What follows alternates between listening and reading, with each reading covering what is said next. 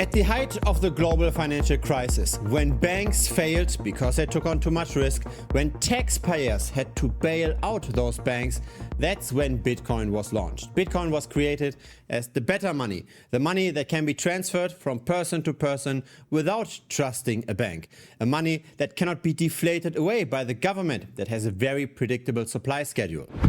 Over time though, Bitcoin was not just used as a currency, it was more and more used as a savings vehicle, as a very speculative investment. And people thought that over time this investment should go up because the supply, the additional supply that hits the market, gets cut in half every 4 years.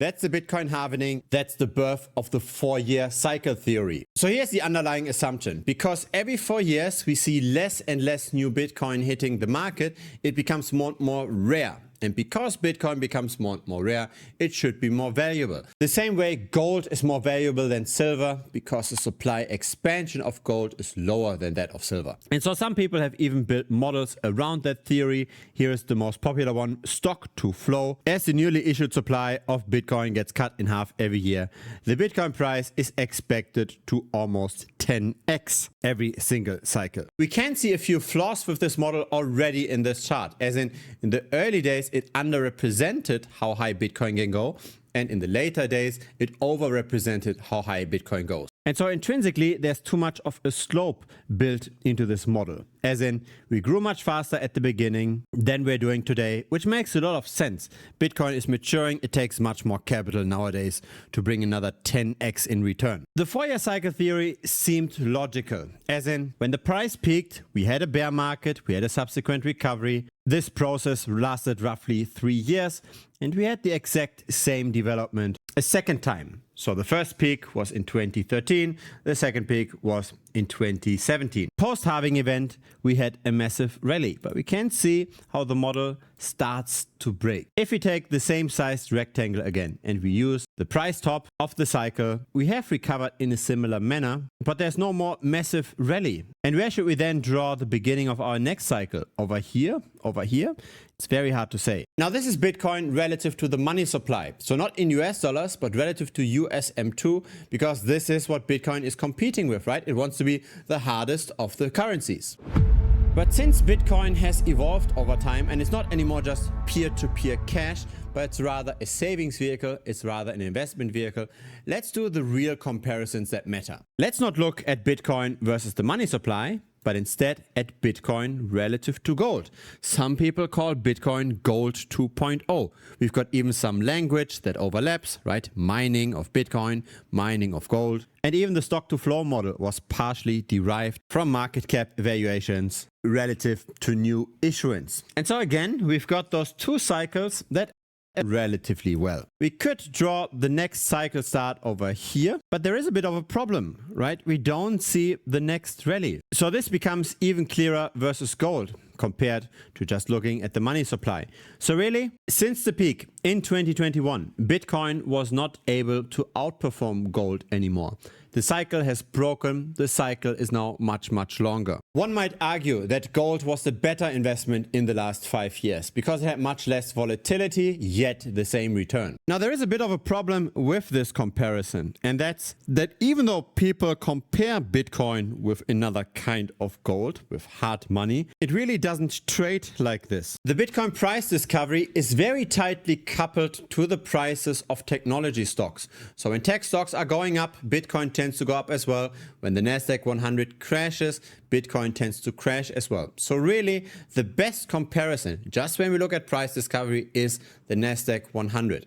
How is Bitcoin doing as a risk-on investment? And here's that chart. Again, we do have phases that somewhat align, but here comes the problematic part. Since 2021, no outperformance at all. And this is much more problematic because now we've got assets that are highly correlated, and one of them being much more volatile than the other one while returning the exact same. Risk-adjusted, technology stocks had been better than Bitcoin since 2021. And we could even make the argument that that is true for the last 8 years.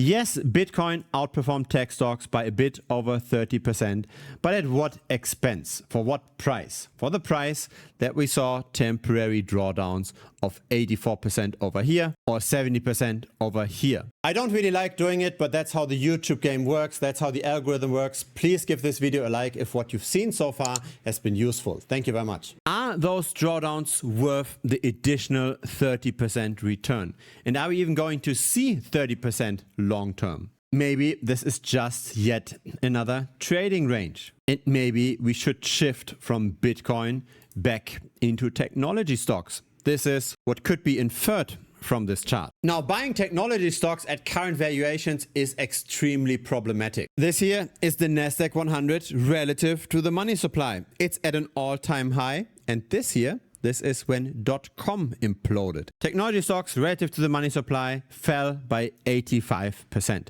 The secondary drop here, this is the global financial crisis, which also spilled over to tech stocks. Bitcoin was created over here, right? It never really saw a real financial crisis. The only thing it experienced was the COVID crash, but that's only a little blip compared to the .com and GFC contraction. Or here's the valuation of technology stocks relative to the S&P 500. So technology stocks, relatively speaking, within the stock market are also extremely expensive. So not just in terms of US dollars, but just relatively speaking, tech stocks are very, very high. And that makes it a very tough argument to now sell the Bitcoin in order to buy tech stocks, because maybe this is a trading range, right?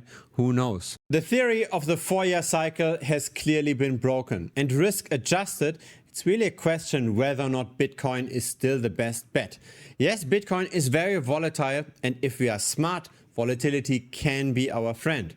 But only if we are smart. As in, we have to time the market, and that's easier said than done. Yes, Bitcoin didn't do better than the Nasdaq 100 in the last years, but at least if you sold high and then you buy after the FTX collapse, you'd be up by more than 200% versus tech stocks. If that's the argument, that Bitcoin might not be outperforming that much long term anymore, but that it's very good for trading, then we have to take that argument to its conclusion. And that conclusion might be this here. This is the net unrealized profit and loss over the long term for Bitcoin.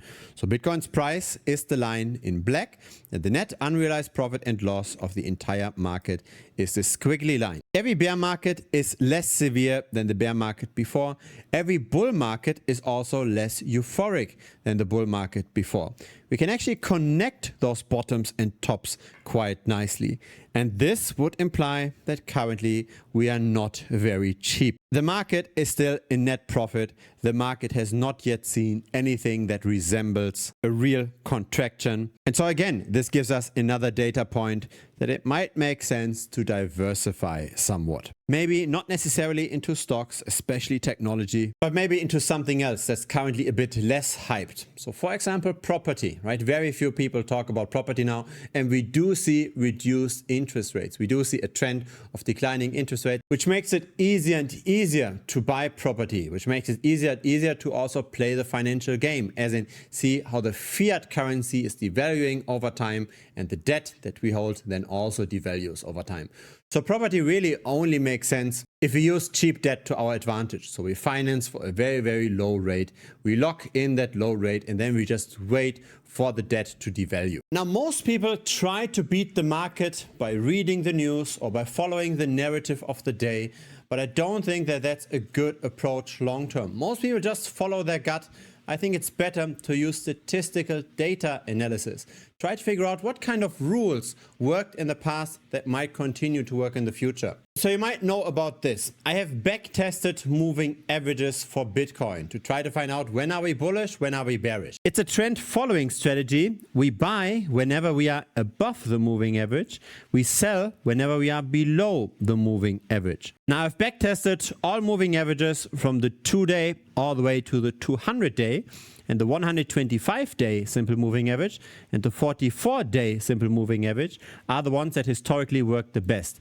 That's the two moving averages we see plotted over here. So the 125-day is the line in turquoise, the 44-day is the line in orange. Now have a look at the historical performance versus buying and holding Bitcoin. So we are betting on rising prices whenever we are above. We're betting on falling prices whenever we are below. This is the 125-day. Buying and holding Bitcoin would have given us this performance here in white, but the backtest gave us the performance in turquoise. Here's the same for the 44-day simple moving average.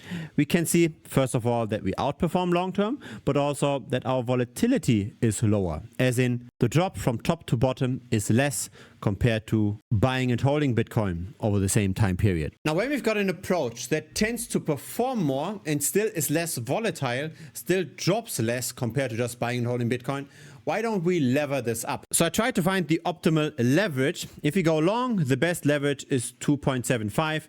If you go short, the best leverage is just 1x. If you have the same leverage for both directions, long and short, then 2.25 is the best. But in general, I think it's better to have different leverages to go harder on the long than on the short. So this is the 125-day simple moving average. If we only go long, we never go short. So whenever we are below the moving average, we're just in cash, we're just going sideways. And here is the short side. So we never bet on rising prices of Bitcoin at all. We're only betting on falling prices. And of course that underperforms buying and holding Bitcoin. But still, it shows us that even though in a long-term appreciating asset, if you can only bet on falling prices, we can still make some return. And so let's say we use the 44-day simple moving average, but we don't just have 1x leverage. So that's that. But instead we lever this up with 2.75 on the long side, with 1x on the short side. This is much better than just going 1x. And again, this is a logarithmic scale, right? So each horizontal line here is at 10x from each other. So that's my preferred medium-term approach for Bitcoin. I just look at where is the price currently relative to those moving averages, and then I position myself in the long or short direction. And because this might be cumbersome, this might be complicated for a few people to always enter and exit those trades, I've also opened up a capital trading pool for the premium members. They can simply just deposit capital and then I will execute that exact strategy and I won't deviate from that strategy. So if history is any indication, we might get performance that looks similar to that over time. At least that's the idea. We don't want to just follow the news or act based on gut fear. We just follow rules that historically worked well. This was a very quick rundown, but there's way more details in the tutorial section of Premium. The link is down below. It's bitcointrader.com. But I'm also sharing my personal view on the market regularly.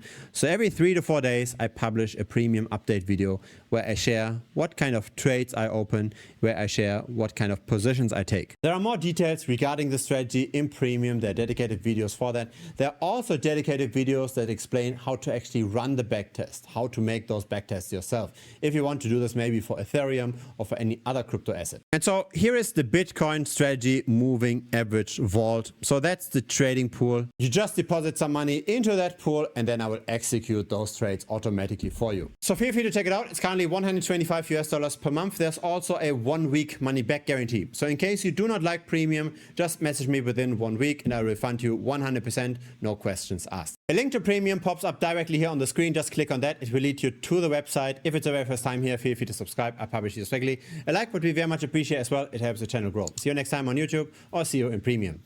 Cheers.